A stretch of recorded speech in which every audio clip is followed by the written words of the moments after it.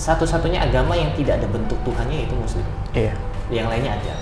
Saya tidak merendahkan, tapi ini pengetahuan saya saja dan menurut saya saja, kalau Tuhan ada bentuk dan gambarnya, batal ketuhanannya. Kenapa? Siapa yang ciptain kursi, meja? Manusia. Berarti kursi tidak lebih hebat dibandingkan manusianya. Gitu. Nah, siapa yang bisa menggambarkan Tuhannya? Bentuk Tuhannya kok bisa digambarkan, itu dari mana?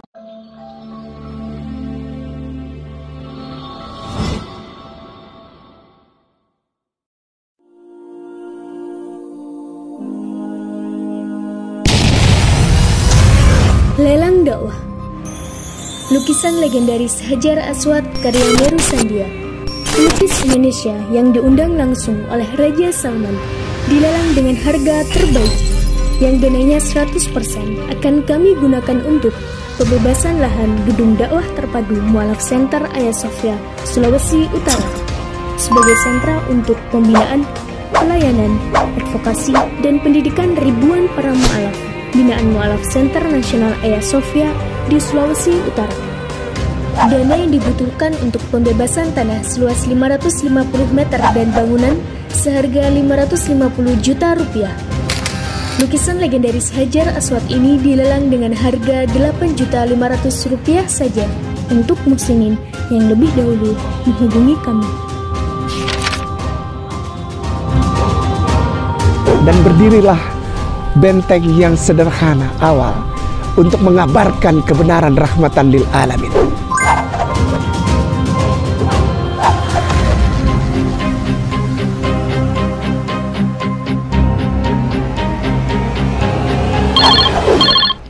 Baik, assalamualaikum warahmatullahi wabarakatuh. Saya dari Mu'alaf Center Hagia Sophia. Di sini kami kedatangan mu'alaf Mas Wiwi. Bagaimana kabarnya Mas Wiwi? Alhamdulillah sehat. Dan yang mensahadatan? Ada. Itu dulu ceritanya dari kalau syahadat saya dulu tetangga. Saya syahadat 2 kali. Oh. Karena yang pertama itu karena pernikahan. Kedua itu baru saya secara sungguh-sungguh untuk dari hati. Mendalami. Tahun berapa kira-kira itu?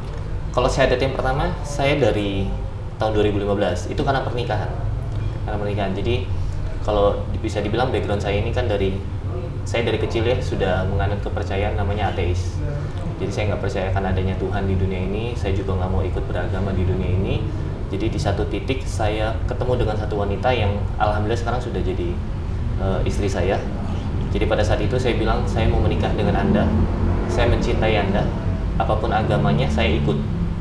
Gimana caranya gitu. Cuman memang kalau secara keturunan saya Kristen. Jadi kalau karena Indonesia nggak boleh kan ada agama ateis gitu kan. Yeah. Jadi kalau secara keturunan saya ikut mama saya Kristen. Jadi waktu itu datang ke KUA, tanya tata cara, ya harus dirubah dulu agamanya jadi Islam gitu. Kamu harus masuk Muslim dulu bahasanya orang-orang KUA seperti itu. Lalu oke, saya bilang gimana caranya? Ya sudah, kamu harus syahadat untuk memunculkan sebuah namanya sertifikat mu'alaf ya. Yeah. Untuk supaya bisa data itu dipakai merubah agama di KTP. Saya bilang oke, saya ikutin. Jadi disitulah saya bersyahadat bukan untuk mempercayai agama dan Allah, tetapi untuk administrasi pernikahan saja. Ya sudah saya ikutin. Nah, kalau cerita sampai menuju ke syahadat keduanya, jadi waktu di awal pernikahan, setelah menikah, saya bilang sama istri saya masih ateis ya. Saya bilang sama istri saya, kalau memang Tuhanmu ada, ya udah berdoa saja buat saya. Siapa tahu saya bisa dapat ilham, wangsit, apalah bahasanya pada saat itu ya. Ya akhirnya istri saya jawab saja. Ya dia hanya diam saja dengan pernyataan saya. Karena saya percaya, mana mungkin doanya bisa terkabul gitu. Karena Tuhan itu kan nggak ada. Tapi Masya Allah, kurang lebih tahun kemarin, Allah tembak saya, memberikan hidayah kepada saya. Dan disitulah saya syahadat kedua kalinya secara sungguh-sungguh dari hati mengakui la ilaha illallah, tiada Tuhan selain Allah. Dan di situ saya mulai, titik saya juga sudah percaya Tuhan itu ada dan mengambil keputusan beragama Muslim. Yeah. Kalau perjalanan kenapa bisa ada syahadat pertama, kenapa ada syahadatan kedua? Kalau boleh tahu hidayahnya apa itu? Hingga percaya bahwa itu Tuhan itu ada. Oke. Proses perjalanannya cukup panjang. Jadi Dulu kalau boleh ditarik mundur ke belakang, saya dari kecil dibawa sama mama saya kan biasalah ke gereja dan lain sebagainya. Tapi saya punya background keluarga yang tidak terlalu baik. Jadi di saat usia remaja kurang lebih umur 10 tahun, saya memutuskan kalau mempercayai kalau Tuhan itu tidak ada. Dengan pintu gerbangnya mungkin gini, kalau pertanyaannya mungkin kenapa bisa ateis, pintu gerbang saya adalah gini. Saya dulu kenal yang namanya satu semboyan ora et labora, berdoa dan bekerja. Saya selalu tantang orang yang beragama, Anda berdoa saja, saya bekerja saja. Siapa yang bisa dapat satu uang? Pasti saya. Berarti Anda kalah. Nah, berarti kalau doamu tidak berfungsi, berarti Tuhanmu nggak ada. Kalau ibarat kata gini, ada satu kipas angin, kita colok ke listrik, ke sumbernya, terus kipas anginnya nggak nyala. Yang salah kipas anginnya atau sumbernya? Sumbernya, berarti sumbernya nggak ada, berarti listriknya nggak ada, selesai bagi saya. Kalau doamu tidak work, doamu tidak berjalan, berarti sumbernya nggak ada. Itu pintu gerbang saya masuk ke ateis. Dan saya percaya dengan yang namanya sebab akibat. Kamu melakukan ini, kamu pasti akibatnya ini. Jadi contohnya kalau misalnya ada satu barang, baju jaket ini deh, nggak mungkin tiba-tiba Anda berdoa ini lepas. Sulap pun bukan sihir, sulap pun triknya ada trik. Coba sekarang Anda berdoa buat saya, jaket ini bisa terlepas, nggak mungkin. Nah, jadi saya nggak percaya hal magic. Kalau saya buka jaket ini baru bisa terlepas. Jadi saya percaya sistem sebab akibat dari kecil. Nah ya sudah, itu proses pintu gerbang saya masuk ke ateis. Saya percaya akan tidak adanya Tuhan. Dan semuanya saya buktikan saya berjalan tanpa adanya Tuhan. Dulu saya juga benci dengan orang-orang yang beragama. Bagi saya orang-orang yang beragama itu, masa remaja saya, bagi saya orang-orang beragama itu cukup munafik buat saya gitu. Jadi apa yang diajarkan di kitab sucinya mereka masing-masing, tapi mereka langgar gitu. Nah, cuman memang setelah saya masuk Muslim, saya belum mengerti. Memang tidak semua orang melakukan pelanggaran dari kitab sucinya, tapi apa yang saya lihat di masa remaja saya, nah, saya tidak suka dengan orang yang beragama. Saya nggak suka dengan orang-orang yang menjalankan ibadah-ibadah. Gitu. Nah, ya sudah, itu berlangsung dari usia remaja saya sampai saya menikah pun sampai 2 tahun kemudian, 2-3 tahun menikah pun saya masih ateis. Saya masih nggak percaya akan adanya Tuhan. Nah, kalau ditanya proses dapat hidayahnya seperti ini. 3 tahun setelah saya kurang lebih menikah, saya mulai merasakan yang namanya hampa, kekosongan dalam hati. Mungkin bicara kosong dalam hatinya itu seperti apa? Ada sesuatu yang ada sesuatu yang saya cari, tapi saya nggak tahu apa. Jadi kayak saya pengen butuh apa gitu. Saya kayak butuh sesuatu, butuh apa ini, tapi saya nggak tahu itu apa. Jadi saya mikir, istri sudah punya, anak sudah punya. Jadi anak saya 2, istri saya 1. Jangan dibalik. Iya. Istri saya 1, anak saya 2. Jadi anak sudah punya, istri sudah punya, apa gitu. Saya butuh apa gitu. Jadi bukan sesuatu kayak saya pengen rumah, bukan itu gitu. Tapi nggak tahu gitu. Akhirnya saya mulai coba mencari orang untuk berdiskusi, tanya-tanya. Bukan kepada orang beragama ya, tetap karena istri saya menjalankan ibadah saja, saya nggak suka. Baik, mohon maaf, kami pindah tempat sejenak.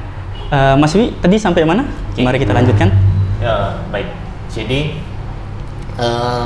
istri saya beraktivitas agama aja saya nggak suka, karena ya inilah, saya nggak terlalu suka.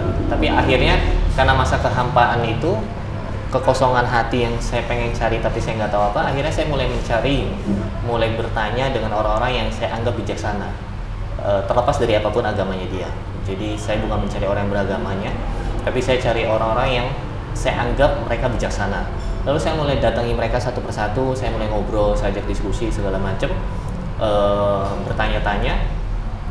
Dari sekian rangkaian pertanyaan saya dari beberapa orang yang saya coba ajak curhat mungkin atau diskusi, mereka mengarahkan saya, memberikan saya satu jawaban yang kerucutnya seperti ini. Kamu harus percaya Tuhan itu ada. Kamu harus percaya kamu berasal dari mana. Kamu sumbernya dari mana gitu. Nah, jadi itu yang akhirnya membuat saya untuk berpikir, oh apa Tuhan itu ada ya?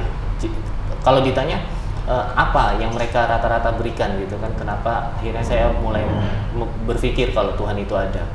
Jadi ada analogi yang mereka berikan.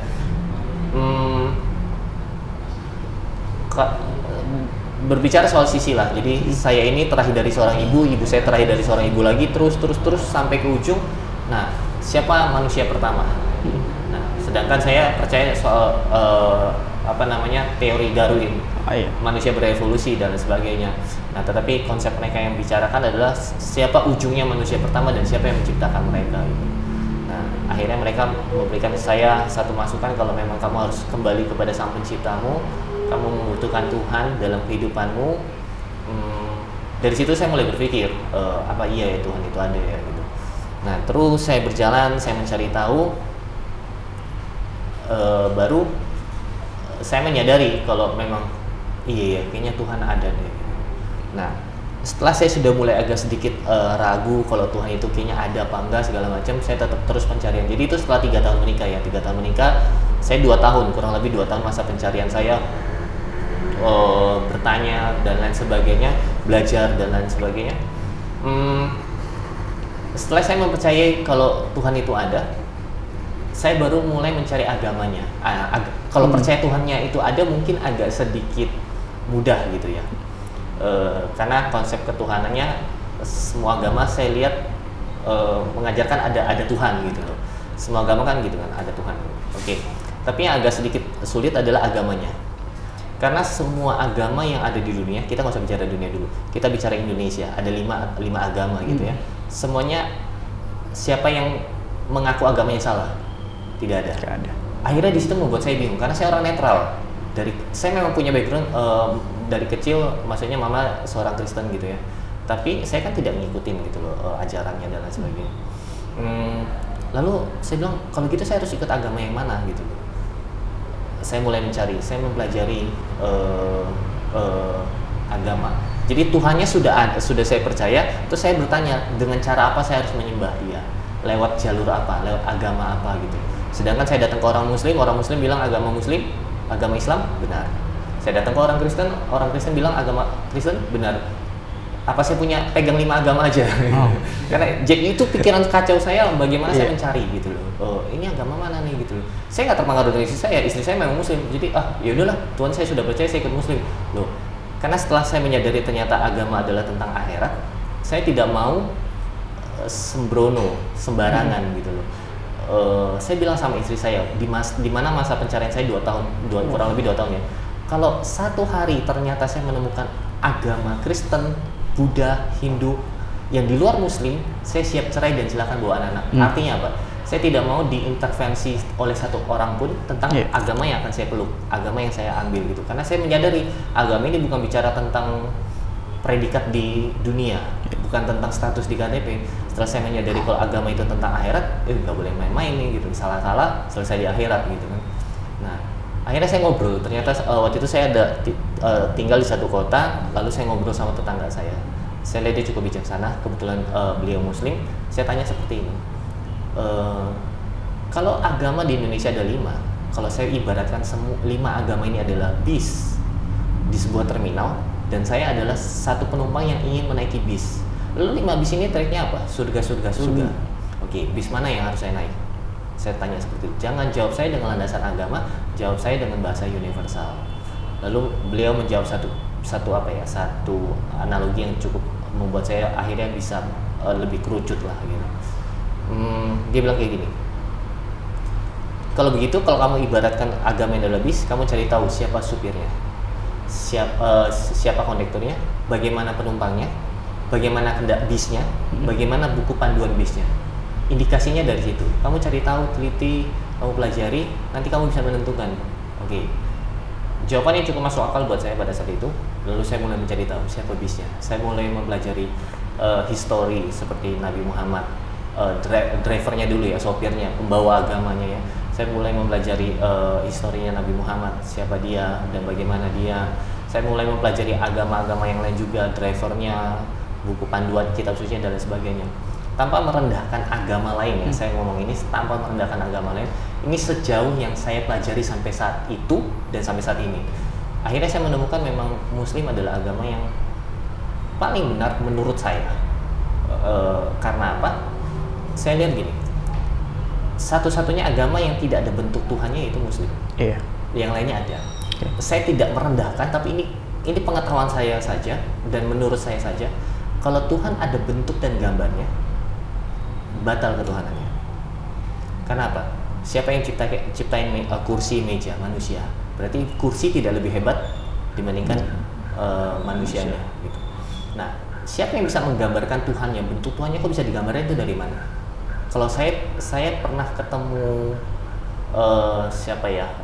Pak Jokowi, saya bisa lukis. Tapi kalau saya belum pernah ketemu siapa contohnya, belum pernah ketemu orang yang saya kenal, saya nggak mungkin bisa lukis gitu. Tapi kok mereka bisa lukis kan? Itu logika saya ya. Akhirnya saya memutuskan kalau dari konsep ketuhanannya saya lihat benar di Muslim gitu. Lalu saya lihat buku panduannya dan lain sebagainya. Nah dulu saya suka belajar ilmu sains. Yang saya kaget dari saya mempelajari buku panduannya, Al-Qur'annya. Dulu saya baca terjemahan bahasa Indonesianya dari awal sampai akhir.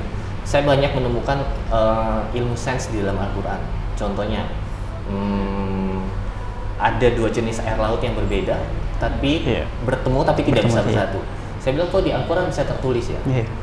Saya tidak temukan ini di kitab suci agama lain. Sejauh yang saya pelajari ya, tidak temukan ini. Terus ada beberapa juga seperti teori Big Bang. Allah menciptakan alam semesta ini kan menjadi 6 masa, terbagi jadi 3, 2 masa.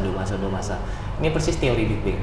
Lalu saya lihat, kok Al-Quran banyak menulis tentang sains di sini. Ya sudah. Tapi saya tetap nggak percaya. Saya masih belum, benteng pertahanan saya masih belum pecah. Saya cek lagi Al-Quran dulu atau ilmu sains dulu yang ditemukan gitu. Akhirnya saya lihat, saya cari tahu ternyata Al-Quran ini sudah tertulis, sudah terbit di 1450 tahun yang lalu. Sedangkan ilmu sains kan paling baru abad keberapa? Abad ke-19, abad ke-17 mulai-mulainya. Memang ada prasejarahnya sains, tapi kan ilmuwan yang baru mengokohkannya di abad 17, 18, 19 segala sini. Nah, berarti saya lihat Al-Quran jauh lebih dulu menuliskan ini. Lalu pertanyaan saya, dari mana mereka bisa menulis? Al-Quran ini ditulis oleh siapa? Ternyata saya pelajari itu adalah sebuah wahyu. Nah, di situ saya baru mempelajari kalau memang Muslim itu adalah agama yang benar. Nah, setelah mantap saya melihat Muslim adalah agama yang benar, saya memutuskan untuk mau bersyahadat kembali pada saat akhirnya. Akhirnya saya bilang sama istri saya mau sungguh-sungguh memeluk agama Muslim. Saya ingin mempercayai kalau Allah itu adalah ilah, Tuhan. Akhirnya istri saya senang banget sih. Dia berdoa, hasil doanya yang selama ini mungkin ya, saya juga nggak tahu dia berdoa apa enggak, tapi saya sangat percaya dia pasti berdoa buat saya, dan itu yang akhirnya saya memutuskan untuk bersyahadat kembali, yang kedua kalinya secara sungguh-sungguh gitu. Jadi menemukan hidayahnya adalah saya mempelajari ilmu-ilmunya, saya temukan kebenaran-kebenarannya, akhirnya saya mempercayai kalau Muslim adalah agama yang benar. Kalau boleh tahu, ada perbedaan nggak setelah sama sebelum masuk Islam? Perbedaan pasti ada ya. Dulu kan nggak, dulu gini. Dulu saya hidupnya kan amburadul. Tidak ada aturan ya, tidak ada aturan agama, bebas, bohong nggak apa-apa gitu kan, makan babi nggak apa-apa gitu kan. Nah semuanya itu kan akhirnya saya temukan dalam Muslim, sudah ada hukum negara, ada hukum agama lagi gitu kan. Nah itu yang saya mulai pelan-pelan mengikuti, karena yang saya temukan dalam Islam adalah perintah dan larangan. Jadi kita harus menjalankan perintahnya dan kita harus menjauhi larangannya. Nah ini yang mulai pelan-pelan saya adaptasi untuk saya bisa terus menjadi lebih baik ya, menjadi seorang Muslim yang lebih baik. Nggak langsung, karena namanya perubahan itu kan nggak bisa konstan ya. Terus saya mulai mempelajari istiqomahin tentang larangannya, istiqomahin tentang perintahnya dan lain sebagainya. Jadi kalau perbedaannya mungkin gini, dulu nggak pernah ibadah, sekarang harus ibadah. Dulu saya pertama kali masuk masjid itu malu banget gitu, karena saya merasa malu ya, saya merasa malu karena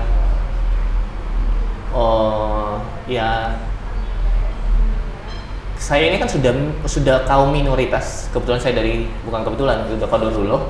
Saya dari keturunan Chinese murni. Jadi saya ini sudah kaum minoritas di Indonesia. Ini di bawahnya lagi Cina Muslim. Nah, Saya dulu kan belum kenal tuh dengan teman-teman komunitas yang banyak juga kan sekarang sebenarnya kan. Beberapa tokoh agama juga ada. Jadi saya merasa malu masuk masjid. Tapi itu mulai biasakan untuk ibadah segala macam. Jadi perbedaannya adalah mungkin saya harus lebih banyak hal-hal yang dibuang, sifat, perilaku, dan perintah itu untuk ibadah. Dulu kan nggak pernah sama sekali beribadah. Perbedaannya itu aja sih. Mas Wi kan dulu kan bebas ya.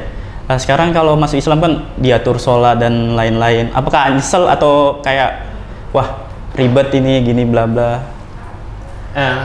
Kalau nyesel pasti enggak ya. Iya. Karena saya sudah keputusan matang dalam diri saya. Iya. Tidak ada yang intervensi saya, termasuk istri saya. Bahkan tadi kan saya bilang kan, kalau ternyata saya tidak menemukan kebenaran di Muslim, saya siap cerai. Karena pasti saya nggak mau kan punya perbedaan agama. Cuman selagi saya masih ateis, istri saya masih membiarkan saya. Ya mungkin masih doa yang dia jalankan gitu. Minimal saya tidak memeluk agama lain, dia mungkin masih berharap, masih mengandalkan Allah untuk saya bisa diberikan hidayah. Ya. Tapi kalau saya sudah memutuskan agama, tiba-tiba misal contoh saja, saya mau memeluk agama ini yang berbeda dari dia, mungkin dia akan mau pasti berpisah. Itu aja saya siap gitu loh. Karena tadi saya menyadari kalau agama ini bukan soal predikat di KTP, bukan status gitu, tapi tentang akhirat. Tapi alhamdulillah memang hidayah Allah datang. Jadi penyesalan tidak ada. Kalau nyesal tidak ada. Tapi kalau masalah apa tadi kan ribet ya. Kalau banyak orang-orang kan sekarang bilang harus ibadah dan sebagainya. Ribetnya sih enggak, cuman masalah adaptasi aja ya, terbiasa. Saya ingat banget salah satu guru bicara seperti ini. Namanya satu tokoh agama, Pak Ustadz Felix Yao, dia bilang seperti ini. Kebiasaan itu datang dari 21 hari. Kalau kita selalu rutin melakukan di 21 hari pertama, sisanya akan terbiasa. Nah, saya mau bicara saya mu'alaf tahun kemarin atau saya hijrah tahun kemarin nih. Saya bicara aja tahun kemarin saya hijrah ya. Jadi saya harus mulai membiasakan diri untuk ibadah. Terus lakukan rutin. Jadi adaptasinya aja sih. Adaptasi untuk beribadah ya. Mas Wi, harapannya setelah masuk Islam kalau boleh tahu apa? Harapannya, harapan saya adalah saya bisa jadi lebih baik ya. Sebentar, harapan buat saya sendiri atau buat agama Islam ini? Mungkin boleh dua-duanya. Oke, harapan buat diri sendiri adalah tema saya di tahun ini, di tahun 2023, tema buat saya sendiri, saya lagi mengejar ridhonya Allah. Jadi harapannya saya adalah saya juga lagi diajarin belajar ngaji, belajar baca Al-Quran. Baru tahun ini saya intens belajar ngaji, saya belajar sholat, memperbaiki wudhu dan lain sebagainya. Jadi saya harapan untuk saya pribadi adalah supaya ridho Allah ada dalam diri saya. Jadi tema tahun ini adalah saya mengejar ridhonya Allah gitu loh. Supaya Allah ridho terhadap apa yang saya lakukan di dunia Islam gitu loh. Nah, kalau harapan buat agamanya adalah saya berharap, saya sempat ngobrol sama istri saya begini. Setelah saya mengerti ajaran Islam, ini baik, sangat baik dan teramat baik. Tidak seperti yang orang-orang bayangkan. Saya berharap makin banyak orang-orang yang bisa mengenal Islam gitu loh. Karena saya ngobrol sama istri saya seperti ini. Pengen banget kasih tahu kepada mereka-mereka yang tidak mengenal Islam, yang menghujat Islam. Ajaran Islam nggak jahat loh. Ajaran Islam yang selama ini yang kalian tahu mungkin wajah Islam keras, nggak gitu loh. Nah, mungkin harapannya adalah saya bisa bermanfaat bagi agama Islam pastinya. Saya bisa terus memberikan dampak yang baik terutama dari diri saya dulu sebagai seorang Muslim untuk keluar gitu. Jadi saya kemarin baru ketemu Pak Ustadz Handi Buni. Pak Ustadz Handi Buni, beliau bilang seperti ini ke saya. Lupakan apa yang sudah terjadi di masa lalumu. Cintai dirimu hari ini dan kedepannya, supaya kamu bisa menjalani kehidupan ini dengan semangat, dengan istiqomah. Jangan pernah dulu saya begini, oh dulu saya gini. Jangan mencintai masa lalumu, jangan pikirkan masa lalumu, karena Allah cuma melihat hari ini dan kedepannya. Pesan beliau, kemarin saya ketemu di Yogyakarta sama Pak Ustadz Handi. Pak Ustadz Handi bilang seperti itu. Ya itu yang membuat saya terus semangat ya untuk punya harapan jauh ke depan, mendapatkan ridhonya Allah. Untuk keluarga Mas Wiwi gimana? Maksudnya dari orang tua rela nggak? Oke.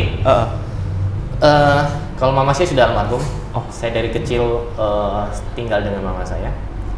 Jadi kalau mama saya sudah almarhum, jadi dia tidak tahu, tidak tahu apa yang terjadi saat ini dengan saya. Kalau keluarga besar tidak menerima keputusan saya untuk menjadi seorang Muslim, jadi mereka sudah bodo amat lah gitu. Kebetulan saya anak tunggal, jadi keluarga kecil saya ya itu sekarang istri dengan anak-anak gitu. Tapi saya tidak terlalu peduli sih dengan hal-hal dunia gitu. Ya sudahlah, apa sih gitu, enggak ini. Yang penting sekarang saya menjalani saya untuk ibadah. Mulai dari tahun ini saya sudah menjalani kehidupan saya semuanya untuk totalitas untuk Allah. Kebetulan saya juga alhamdulillah saya dibimbing sama satu orang juga yang terus menguatkan kerohanian saya, membangkitkan kerohanian saya. Jadi ya saya nggak peduli dengan apa yang terjadi di dunia. Iya.